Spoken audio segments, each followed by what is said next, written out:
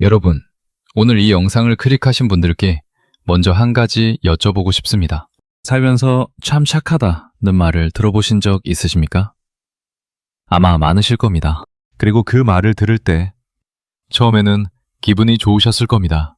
칭찬받은 것이니까요. 그런데 어느 날부터인가 그 말이 조금씩 달리 들리기 시작했을 겁니다.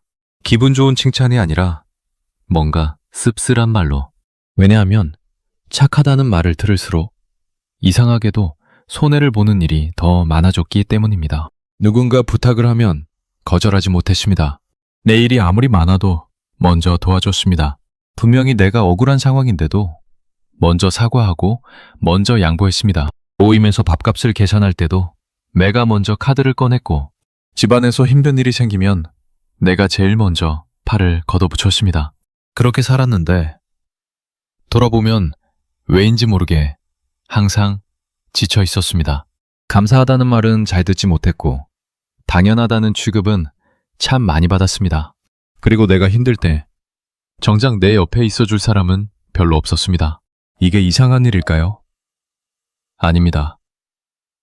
오히려 너무나 자연스러운 결과입니다. 그리고 이 결과를 200여 년 전에 이미 꿰뚫어 본 사람이 있었습니다.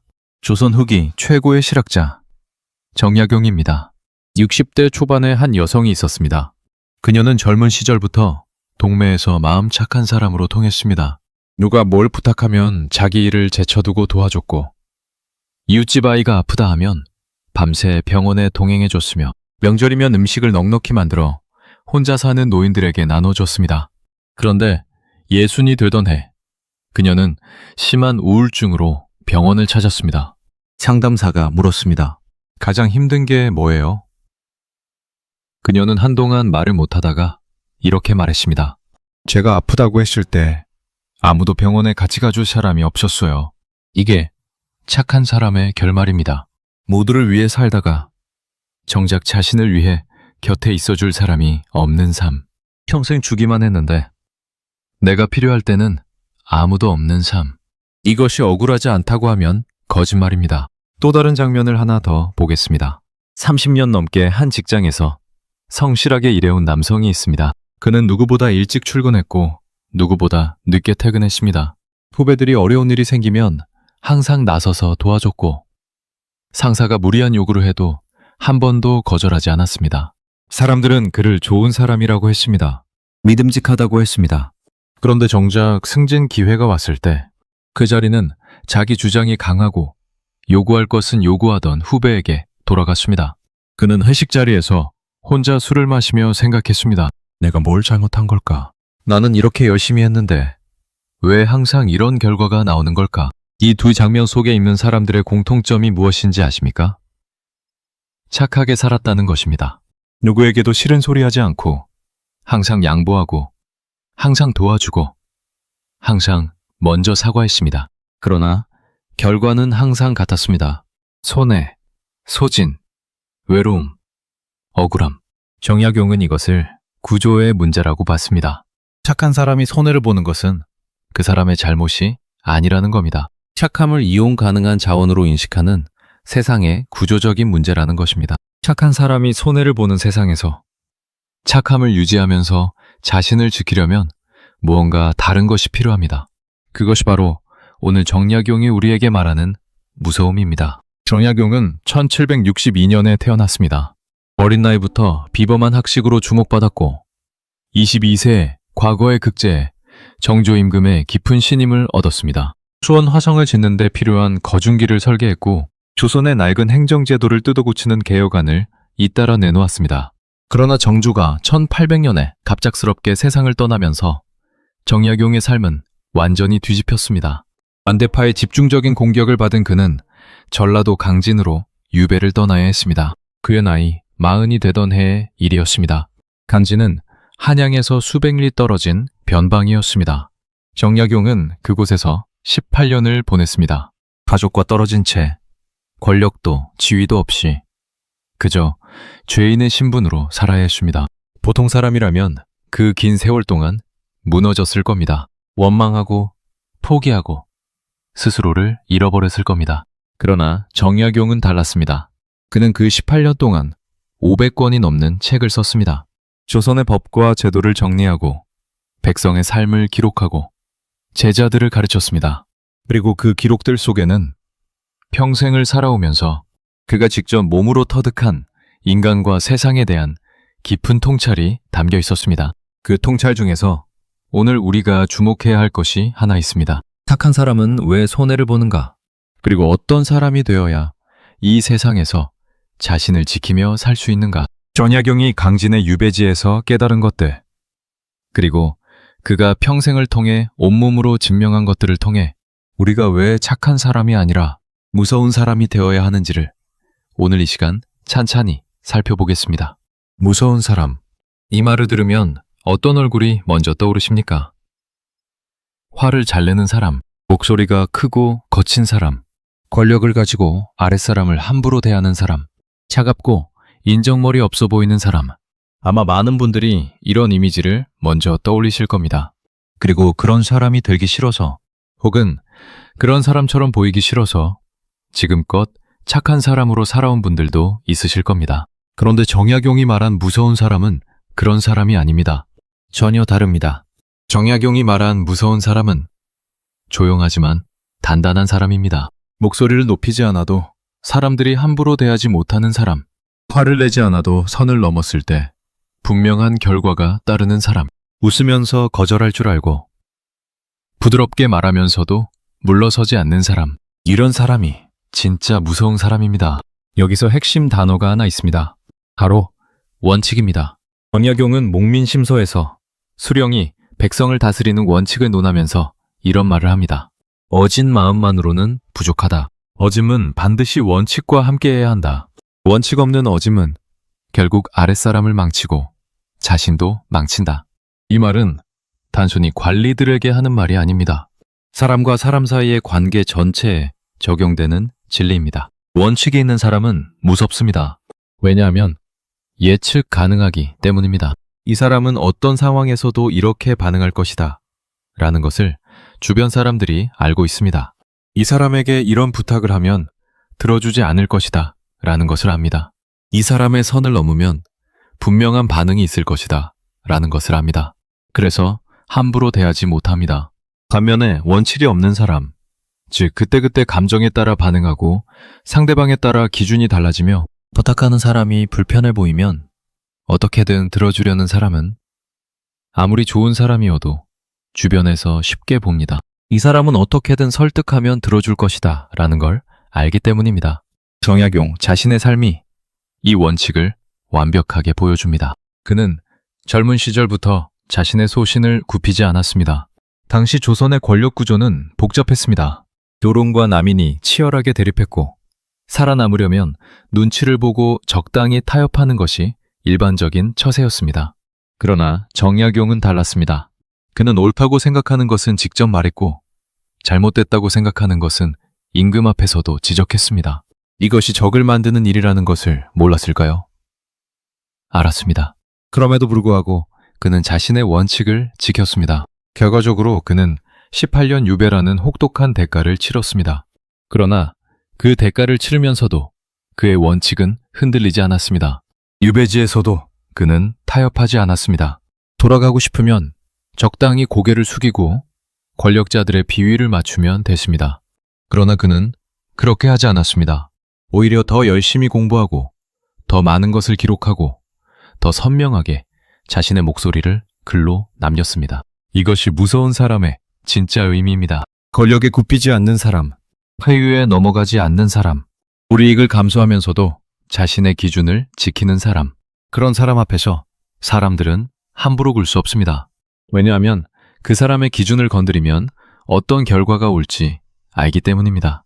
아무리 회유해도 흔들리지 않는다는 것을 알기 때문입니다. 여기서 중요한 구분을 하나 해야 합니다. 무서운 사람과 무례한 사람은 다릅니다. 무례한 사람은 남에게 상처를 주고 자신의 감정을 조절하지 못하며 힘으로 상대방을 누르려 합니다. 이런 사람은 주변 사람들에게 두려움과 불쾌감을 동시에 줍니다. 사람들이 피하고 싶어 합니다. 그러나 무서운 사람은 다릅니다. 무서운 사람은 상대방을 배려하면서도 자신의 기준을 지킵니다. 부드럽게 말하지만 물러서지 않습니다. 화를 내지 않지만 넘어서는 안 되는 선을 명확하게 보여줍니다. 이런 사람은 사람들이 피하고 싶은 게 아니라 오히려 가까이 하고 싶습니다. 하지만 동시에 함부로 대할 수 없다는 것을 압니다. 정약용이 말한 무서운 사람은 바로 후자입니다. 무서운 사람이 갖고 있는 특징을 정약용의 글과 삶을 통해 하나하나 살펴보겠습니다. 첫 번째 특징은 말의 무게가 다릅니다. 정약용은 목민심서에서 이런 말을 남겼습니다. 약속을 함부로 하는 관리는 백성의 신뢰를 잃고 신뢰를 잃은 관리는 권위를 잃는다. 무서운 사람은 말을 함부로 하지 않습니다. 약속을 쉽게 하지 않습니다. 하지만 한 번 한 말은 반드시 지킵니다. 그래서 그 사람의 말은 무겁습니다. 이 사람이 하겠다고 하면 정말 하고 안 된다고 하면 정말 안 됩니다. 이 예측 가능성이 그 사람에게 신뢰와 무게를 줍니다. 반면에 말을 함부로 하는 사람. 들 것 같으면 일단 예, 불편하면 일단 알겠습니다 하고 대답하는 사람은 처음에는 좋게 보일 수 있지만 결국 신뢰를 잃습니다. 그리고 신뢰를 잃은 사람은 아무리 좋은 말을 해도 사람들이 귀담아 듣지 않습니다. 두 번째 특징은 감정을 즉각 드러내지 않습니다. 이것은 냉정하다는 말이 아닙니다. 감정이 없다는 말도 아닙니다. 기쁠 때 기쁜 척하지 않고 상처받았을 때 즉각 상처받은 티를 매지 않는다는 것입니다. 정약용은 유배 기간 내내 극심한 고통과 외로움을 경험했습니다. 그러나 그의 글에는 그 고통이 직접적인 하소연으로 나타나는 경우가 드뭅니다. 오히려 그 고통을 살피고 더 치열하게 사유하고 기록하는 방식으로 표현됩니다. 감정을 즉각 드러내는 사람은 상대방에게 조종의 실마리를 줍니다. 이 사람이 무엇에 상처받는지, 무엇을 두려워하는지, 무엇에 기뻐하는지를 알면 그것을 이용할 수 있습니다. 그러나 감정을 절제할 줄 아는 사람은 상대방이 그 실마리를 잡기 어렵습니다. 그래서 함부로 대하기 어렵습니다. 세 번째 특징은 거절할 줄 압니다. 무서운 사람이 되는 데 있어서 거절은 핵심 중의 핵심입니다. 정약용은 목민심서에서 청탁에 대해 이렇게 말합니다. 청탁을 들어주는 관리는 처음에는 인심을 얻는 것 같지만 결국 모든 사람의 청탁을 들어줄 수 없기 때문에 적을 만들고 원칙을 잃고 신뢰를 잃는다. 차라리 처음부터 원칙에 따라 거절하는 것이 장기적으로 더 많은 신뢰를 만든다. 이것은 인간관계에도 그대로 적용됩니다. 모든 부탁을 들어주는 사람은 처음에는 좋은 사람으로 보입니다. 그러나 그 사람이 거절하는 순간 상대방은 배신감을 느낍니다. 항상 들어줬는데 왜 이번엔 안 들어주냐고 합니다. 반면에 처음부터 원칙에 따라 거절할 줄 아는 사람은 그 거절이 예측 가능하기 때문에 배신감을 주지 않습니다. 오히려 이 사람이 들어줄 때는 진심으로 들어주는 것이라는 신뢰를 줍니다. 네 번째 특징은 자기 기준을 삶으로 보여줍니다. 말로만 원칙을 이야기하는 사람은 아무도 무서워하지 않습니다. 원칙은 행동으로 증명되어야 합니다. 정약용은 유배지에서 제자들에게 편지를 보내면서 이런 말을 했습니다. 군자는 말로 자신을 드러내는 것이 아니라 행동으로 드러낸다. 말이 많은 사람은 신뢰받지 못한다. 행동이 말을 앞서야 한다. 무서운 사람은 자신의 기준을 말이 아니라 삶으로 보여줍니다. 이 사람은 항상 이렇게 행동해 왔다는 것이 쌓이면 그 사람 앞에서 사람들은 자연스럽게 조심하게 됩니다. 이 사람은 이런 것을 싫어한다는 것을 알기 때문에 그런 행동을 하지 않게 됩니다. 이것이 말보다 훨씬 강력한 무서움입니다. 그렇다면 우리는 왜 무서운 사람이 되지 못하고 착한 사람으로 굳어지는 걸까요? 이 질문에 답하기 전에 먼저 한 가지 장면을 그려보겠습니다. 지금으로부터 몇십 년 전, 여러분이 아이였을 때를 기억해 보십시오. 어린 시절 학교에서 선생님이 뭔가를 나눠줄 때, 혹은 집에서 맛있는 음식이 나왔을 때, 여러분은 어떻게 했습니까? 내가 먼저 가져가고 싶었지만 어른이 먼저 드셔야 한다고 배웠습니다. 동생보다 내가 더 먹고 싶었지만 동생한테 양보해야 한다고 배웠습니다. 그리고 그렇게 했을 때 어른들은 기뻐하며 말했습니다. 착하다. 참 착해. 그 순간을 기억하십니까? 그 칭찬을 들었을 때 그 따뜻한 느낌을. 나는 착한 아이야. 어른들이 나를 좋아해 라는 그 감각을. 그것이 바로 착한 사람이 만들어지는 첫 번째 순간입니다. 어린 시절부터 착하다는 칭찬을 반복적으로 들어온 사람은 착함을 자신의 정체성으로 받아들이게 됩니다. 나는 착한 사람이야. 착한 것이 나야. 그러면서 착하지 않은 행동, 즉 거절하거나 내 것을 챙기거나 내 의견을 강하게 주장하는 것이 마치 나답지 않은 행동처럼 느껴지기 시작합니다. 나는 원래 착한 사람인데 이런 행동을 하면 안 된다는 무의식이 자리 잡는 겁니다. 정약용은 이것을 두려움에서 비롯된 선함이라고 표현했습니다. 그는 이렇게 말했습니다. 진정한 선함은 자유의지에서 나온다. 두려움에서 나온 선함은 선함이 아니다. 그것은 복종이다. 두려움에서 나온 선함. 이 말이 가슴에 와닿지 않으십니까? 여러분이 거절하지 못하는 것이 정말로 그 사람을 돕고 싶어서입니까? 아니면 거절했을 때 상대방의 표정이 굳어지는 게 두려운 것입니까? 여러분이 먼저 사과하는 것이 정말로 자신의 잘못을 인정하기 때문입니까? 아니면 갈등이 길어지는 것이 불안한 것입니까? 여러분이 양보하는 것이 정말로 상대방을 배려하기 때문입니까? 아니면 내가 먼저 챙기면 이기적인 사람으로 보일까봐 두려운 것입니까? 솔직하게 들여다보면 많은 경우 후자입니다. 착함의 뒤에는 두려움이 있습니다. 그리고 그 두려움의 정체는 여러 가지입니다. 첫 번째 두려움은 거절했을 때 관계가 끊어질 것 같다는 불안입니다. 이것은 특히 한국 사회에서 강하게 나타납니다. 우리는 관계를 매우 중요하게 생각하는 문화 속에서 자랐습니다. 거절은 관계를 훼손하는 행위로 여겨졌습니다. 부탁을 거절하면 상대방이 섭섭해하고 그 섭섭함이 관계를 끊을 수도 있다는 불안. 이 불안이 우리를 거절하지 못하는 사람으로 만듭니다. 그런데 정약용은 이것에 대해 정반대의 이야기를 합니다. 거절하지 못해서 유지되는 관계는 관계가 아니다. 그것은 이용이다. 진짜 관계는 거절해도 유지됩니다. 아니 오히려 거절을 통해 더 단단해집니다. 내가 거절했을 때 멀어지는 사람은 나를 이용하던 사람이고 거절해도 곁에 있는 사람이 진짜 내 사람입니다. 두 번째 두려움은 미움받는 것에 대한 공포입니다. 누군가 나를 싫어한다는 생각을 견디기 어려운 사람들이 있습니다.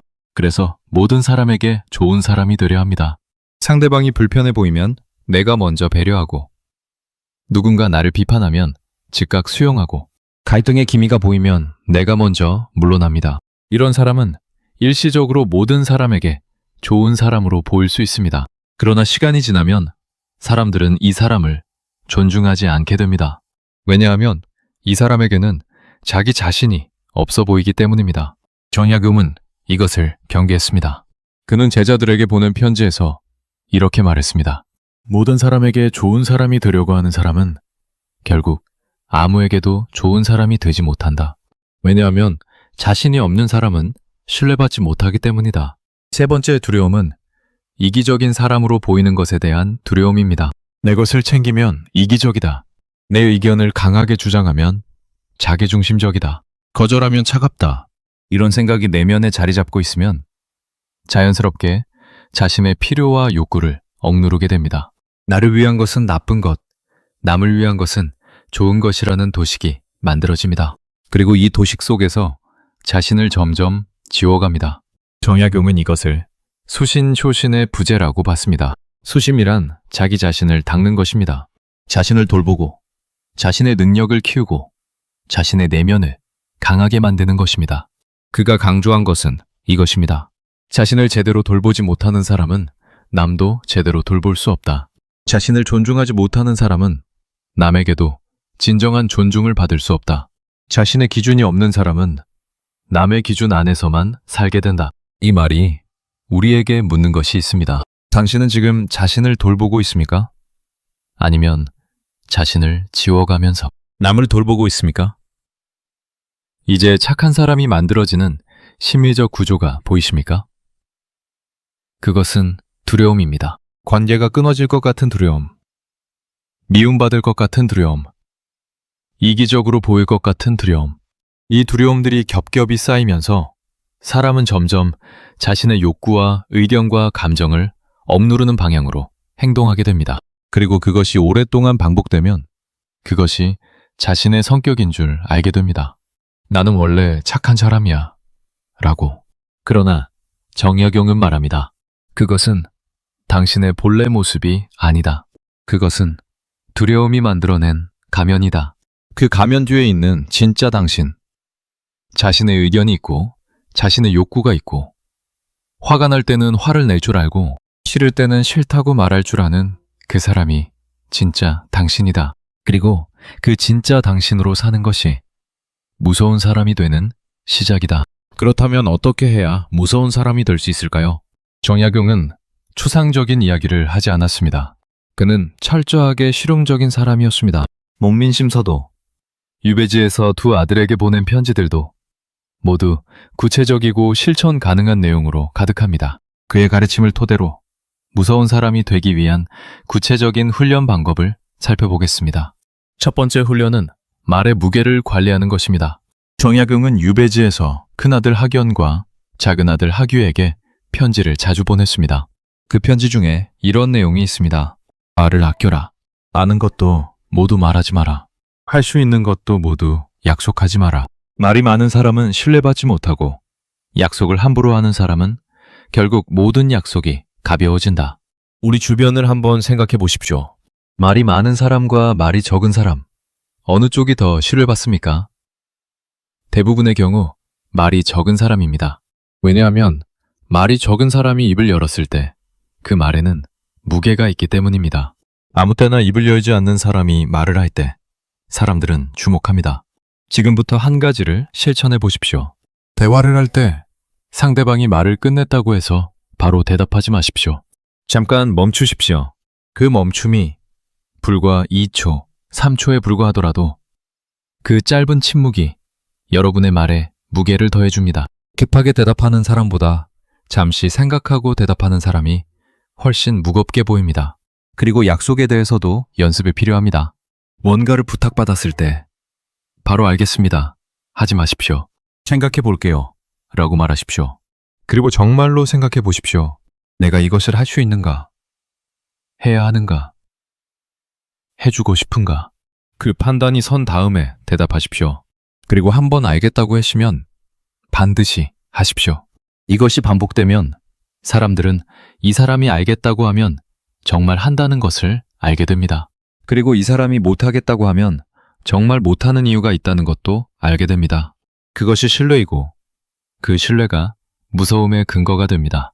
두 번째 훈련은 거절의 기술을 익히는 것입니다. 많은 분들이 거절을 어려워하는 이유 중 하나가 거절하면 상대방이 상처받을 것 같다는 생각 때문입니다.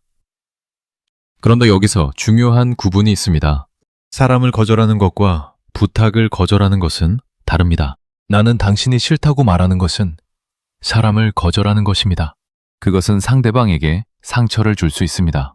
그러나 그 부탁은 내 상황에서 들어주기 어렵다고 말하는 것은 부탁을 거절하는 것입니다. 이것은 상대방에게 상처를 주는 것이 아닙니다. 정약용은 목민심서에서 이런 말을 합니다. 거절은 냉정함이 아니라 원칙이다. 원칙에 따라 거절하는 사람은 인정머리 없는 사람이 아니라 신뢰할 수 있는 사람이다. 거절의 이유가 원칙이라는 것을 상대방이 알면 그 거절은 상처가 되지 않는다. 구체적인 방법을 말씀드리겠습니다. 거절할 때 이유를 설명하되 그 이유가 원칙임을 분명히 하십시오. 나는 원래 이런 것은 하지 않는 편이에요. 라고 말할 수 있습니다. 또는 제 상황이 지금 이렇기 때문에 이번에는 어렵겠어요. 라고 말할 수 있습니다. 여기서 핵심은 상대방에 따라 기준이 달라지지 않는 것입니다. A에게는 틀어줬는데 B에게는 거절하면 그것은 원칙이 아니라 차별입니다. 그러나 누구에게든 같은 기준으로 같은 대답을 하면 그것은 원칙입니다. 그리고 원칙을 가진 거절은 상대방이 납득합니다. 처음에는 어색할 겁니다. 거절하고 나서 상대방의 표정이 굳어지면 불편할 겁니다. 그 불편함을 견뎌야 합니다. 그 불편함을 한번 견디고 나면 두 번째는 조금 더 쉬워집니다. 그리고 거절해도 관계가 유지된다는 것을 경험하고 나면 세 번째는 훨씬 편안해집니다. 세 번째 훈련은 감정의 속도를 늦추는 것입니다. 화가 났을 때 즉각 반응하는 사람과 잠시 멈추었다가 반응하는 사람, 어느 쪽이 더 무서울까요? 즉각 반응하는 사람은 예측 가능합니다. 이 사람은 이런 상황에서 화를 낸다는 것을 알기 때문에 역으로 이 사람의 감정을 조종할 수 있습니다. 일부러 이 사람이 화낼 만한 상황을 만들어 이 사람을 불리한 위치에 놓을 수도 있습니다. 그러나 잠시 멈추는 사람은 예측하기 어렵습니다. 화가 난 것 같은데 화를 내지 않는다. 상처받은 것 같은데 아무 말도 하지 않는다. 이런 사람은 상대방이 조종하기 어렵습니다. 그리고 그것이 무서움이 됩니다. 정약용은 이것을 희노애락 지미발, 시노아일러 즈웨이파이라는 말로 표현했습니다. 기쁨과 노여움과 슬픔과 즐거움이 아직 밖으로 나오지 않은 상태, 그 상태를 유지할 수 있는 사람이 진정으로 강한 사람이라고 했습니다. 감정이 없는 것이 아니라 감정을 즉각 밖으로 내보내지 않는 능력, 이것이 수양의 핵심이라고 했습니다. 실천 방법은 간단합니다. 무언가에 화가 나거나 상처받았을 때 그 자리에서 즉각 반응하지 마십시오. 먼저 숨을 한번 크게 들이쉬십시오. 그리고 속으로 세어보십시오. 하나, 둘, 셋. 그 짧은 시간 동안 생각하십시오. 지금 내가 이 감정을 표현하는 것이 나에게 유리한가, 불리한가? 이 상황에서 내가 반응할 필요가 있는가? 그 판단이 선 다음에 반응하십시오. 이것이 반복되면 주변 사람들은 이 사람이 쉽게 흔들리지 않는다는 것을 알게 됩니다. 그리고 함부로 대하기 어렵다는 것도 알게 됩니다. 네 번째 훈련은 자기 기준을 삶으로 보여주는 것입니다. 정약용이 유배지에서 두 아들에게 보낸 편지 중에 가장 인상 깊은 대목이 있습니다. 그는 이렇게 썼습니다. 사람들이 너희를 어떻게 대하는지 보아라. 그것이 곧 너희 자신의 수준이다. 함부로 대하는 사람들이 많다면 너희 자신을 돌아보아야 한다. 그것은 사람들이 나쁜 것이 아니라 너희 스스로가 함부로 대해도 된다는 것을 보여줬기 때문이다. 이 말이 처음에는 가혹하게 들릴 수도 있습니다. 내가 함부로 대해도 된다는 것을 보여줬다고? 그러나 생각해보면 맞는 말입니다. 사람들은 상대방의 반응을 보면서 어디까지 허용되는지를 파악합니다. 이 사람은 이 정도는 괜찮다. 이 정도 말을 해도 웃으며 넘어간다. 이 정도 부탁은 거절하지 못한다는 것을 하나하나 알아가는 겁니다. 그 과정은 의도적이지 않을 수 있습니다. 그러나 결과는 분명합니다. 기준을 보여주지 않으면 상대방이 기준을 만들어버립니다. 반대로 자기 기준을 삶으로 보여주는 사람 앞에서는 사람들이 자연스럽게 그 기준을 존중하게 됩니다. 이 사람은 이런 것을 싫어한다는 것을 알기 때문에 그런 행동을 하지 않게 됩니다. 이 사람은 이런 부탁은 들어주지 않는다는 것을 알기 때문에 그런 부탁을 하지 않게 됩니다. 지금부터 한 가지를 시작해 보십시오. 여러분이 정말 불편한 것 하나를 정하고 그것에 대해 딱 한 번 분명하게 말씀하십시오. 큰 소리로 화를 내는 게 아닙니다. 차분하게, 그러나 분명하게 나는 이런 것은 불편합니다. 라고. 그 한마디가 여러분의 기준을 보여주는 시작이 됩니다. 그리고 그 이후에도 그 기준이 일관되게 유지되면 사람들은 알게 됩니다. 이 사람은 이 기준이 있구나. 라고. 다섯 번째 훈련은 침묵을 무기로 사용하는 것입니다. 이것은 많은 분들이 놓치는 부분입니다. 우리는 흔히 자신의 입장을 말로 설명해야 한다고 생각합니다. 오해가 생기면 해명해야 하고, 비판을 받으면 반박해야 하고, 불편한 상황이 생기면 대화로 해결해야 한다고 생각합니다. 그러나 정약용은 다른 이야기를 합니다. 그는 유배지에서 끊임없이 공격을 받았습니다. 그를 탄핵하는 상소가 올라왔고 그의 학문을 비판하는 글들이 나돌았으며 그를 음해하는 이야기들이 퍼졌습니다. 그러나 그는 대부분의 공격에 직접 반박하지 않았습니다. 오히려 더 깊이 공부하고 더 치열하게 기록하고 더 많은 제자들을 가르쳤습니다. 그의 침묵은 공격을 무력화시켰습니다. 왜냐하면 그의 행동 자체가 모든 비판에 대한 가장 강력한 반박이었기 때문입니다. 침묵은 때때로 가장 강력한 대답입니다. 누군가 여러분에 대해 나쁜 말을 할 때 직접 해명하는 것보다 그냥 묵묵히 자신의 삶을 사는 것이 훨씬 더 강력할 수 있습니다. 해명하는 순간 그 이야기가 중요한 것이 됩니다. 그러나 침묵하고 자신의 길을 가면 그 이야기는 시간과 함께 사라집니다. 무서운 사람이 되면 외로워질 것 같다는 두려움이 있으십니까? 거절하면 사람들이 멀어질 것 같고, 원칙을 지키면 관계가 줄어들 것 같고, 자기 기준을 내세우면 결국 혼자가 될 것 같다는 불안.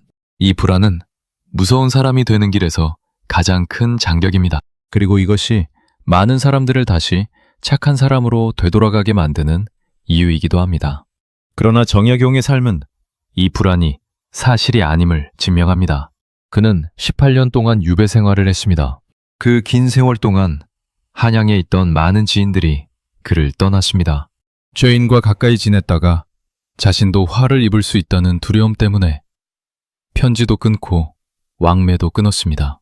정약용은 그 상실을 경험했습니다. 한때 가깝다고 생각했던 사람들이 권력이 바뀌자 모두 돌아서는 현실에 그것은 분명히 고통스러운 일이었습니다. 그러나 동시에 다른 일도 일어났습니다. 정약용의 원칙과 학문을 진심으로 따르는 제자들이 모였습니다. 강진 땅에서 유배된 죄인에게 가르침을 받기 위해 찾아오는 젊은이들이 생겼습니다. 그들은 정약용의 무서움, 즉 원칙과 일관성을 보고 모여든 것입니다. 함부로 대할 수 없는 그의 무게감을 존경해서 모여든 것입니다. 그 제자들은 정약용이 해배된 이후에도 세상을 떠난 이후에도 그의 학문을 이어받고 그의 이름을 기억했습니다. 여기에 중요한 진실이 있습니다. 무서운 사람이 되면 사람이 줄어드는 것이 맞습니다. 그러나 그 줄어드는 사람들은 대부분 여러분을 이용하던 사람들입니다. 여러분의 착함이라는 자원을 소비하던 사람들입니다. 그들이 떠나는 것은 손실이 아닙니다. 오히려 해방입니다. 그리고 무서운 사람 곁에 모이는 사람들의 질이 달라집니다. 함부로 대할 수 없는 사람 옆에는 함부로 대하지 않는 사람들이 모입니다. 원칙 있는 사람 옆에는 원칙 있는 사람들이 모입니다. 자기 기준이 있는 사람 옆에는 자기 기준이 있는 사람들이 모입니다. 이렇게 모인 관계는 숫자는 적어도 훨씬 단단하고 훨씬 진실합니다. 이것을 정약용은 수신제가 쇼신치자라는 말로 설명했습니다. 자신을 닦는 것이 모든 것의 시작이라는 뜻입니다. 자신을 제대로 세우면 그 주변이 자연스럽게 정돈됩니다. 자신을 존중하면 그 주변에 여러분을 존중하는 사람들이 모입니다. 자신의 기준을 세우면 그 기준을 인정하는 사람들이 곁에 남습니다. 이제 우리 주변의 구체적인 장면들을 생각해 봅시다. 70대 초반의 한 어머니가 있습니다. 3명의 자녀를 키우면서 평생을 자녀들을 위해 살았습니다. 자녀들이 원하는 것은 무엇이든 들어줬고 자녀들이 부탁하면 어떤 희생도 감수했습니다. 명절에는 며칠 전부터 혼자 음식을 준비했고 자녀들이 아이를 맡기면 언제든 받아줬습니다. 그런데 어느 날 그녀는 무릎이 너무 아파서 아이를 더 볼 수 없다고 말했습니다. 그러자 자녀가 이렇게 말했습니다. 엄마, 우리 어떻게 하라고? 항상 봐줬잖아. 네 자녀가 나쁜 사람입니까? 꼭 그렇지만은 않습니다. 그 자녀는 단지 어머니에게도 한계가 있다는 것을, 어머니도 거절할 수 있다는 것을 배운 적이 없는 겁니다. 어머니가 항상 들어줬기 때문에 그것이 당연한 것이 됐습니다. 어머니의 착함이 결국 자녀에게도 좋지 않은 결과를 만든 겁니다. 만약 이 어머니가 처음부터 나는 아이를 봐줄 수 있지만 일주일에 이틀만 가능하다라고 원칙을 세웠다면 어떻게 됐을까요? 처음에는 자녀들이 섭섭해했을 겁니다.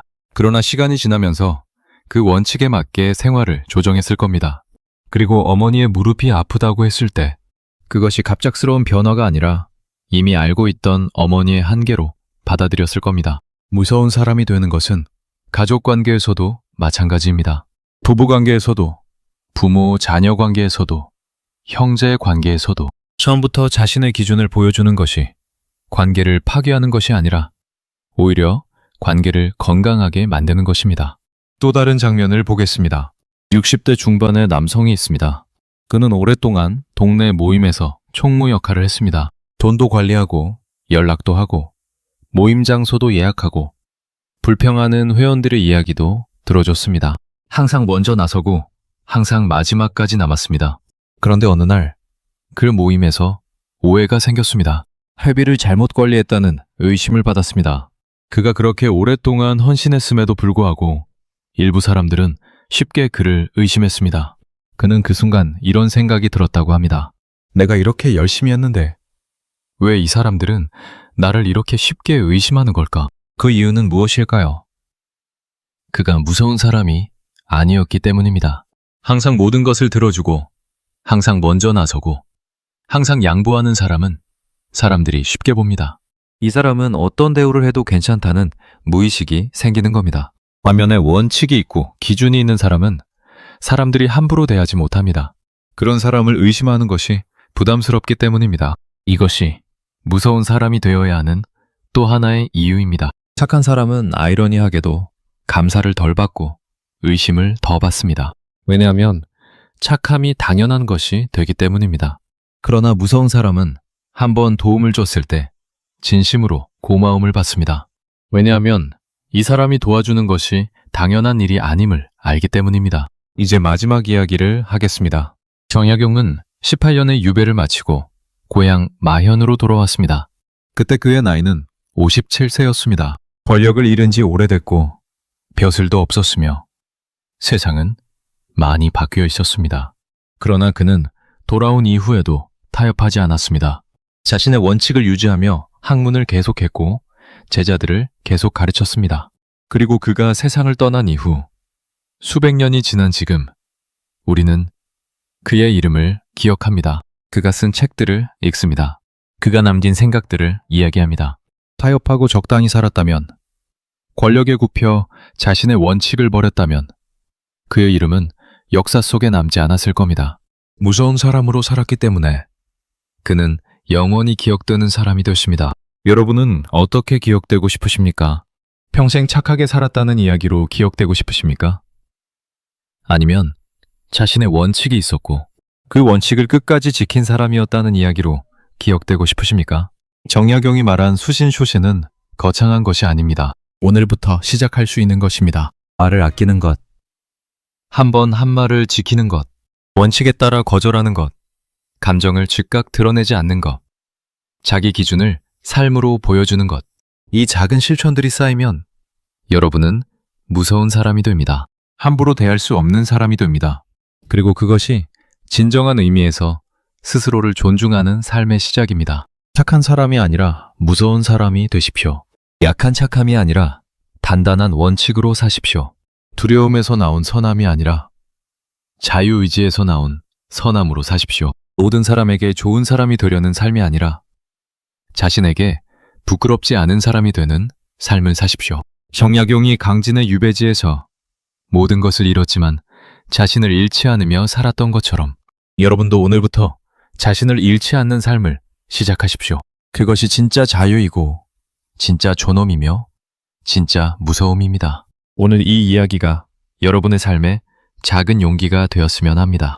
거절하는 용기, 기준을 세우는 용기, 함부로 대하는 사람에게 분명하게 말하는 용기, 그 용기가 여러분의 삶을 바꿉니다. 정약용은 말했습니다. 자신을 바로 세우는 것이 세상을 바꾸는 시작이다. 오늘 여러분 한 분 한 분이 자신을 바로 세우는 그 시작을 하시길 바랍니다. 감사합니다.